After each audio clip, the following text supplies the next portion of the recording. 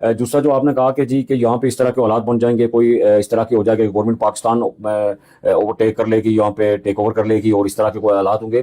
یقیناً اس وقت جو موومنٹ یہاں پہ لوگوں کے اندر ایک بیداری آئی ہے، اگر اس طرح کی کوئی اٹیمپٹ گورنمنٹ پاکستان اس طرح کی حماقت کرتی ہے تو یہاں پہ پھر انقلاب برپا ہوگا. پھر اگر ہم اس گورنمنٹ کو اس کے خلاف پروٹیسٹ کر سکتے ہیں، تو پھر اگر کوئی یہاں مداخلت کی جاتی ہے تو پھر ہمارا یہ اوور آل جو سیٹ اپ ہے، پھر تو ہم یہ ساری چیزیں، میں سمجھتا ہوں کہ یہ چیزیں پھر انقلاب کی طرف جائیں. صحیح.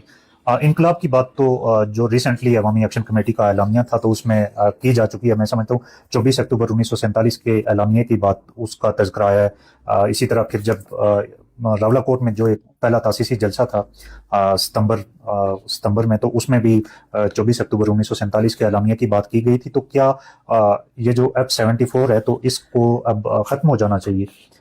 دیکھیں، جو میں سمجھتا ہوں کہ جب ہم 24 اکتوبر کی بات کرتے ہیں، ہم سمجھتے ہیں کہ اس وقت جو حالات تھے اور اس وقت جو ایک 4 اکتوبر کو پہلے گورنمنٹ بنی، اسی کو دوبارہ جو ہے اس کو ریکنسٹیٹیوٹ کیا گیا 24 اکتوبر کو، اور اس کا ذکر بھی ہے اس اعلامیہ کے اندر. 4 اکتوبر کو اس کا ذکر بھی ہے. اس وقت جو میں سمجھتا ہوں کہ ایک گورنمنٹ جو ایک سیٹ اپ بنی، وہ کافی حد تک ایک بااختیار گورنمنٹ تھی.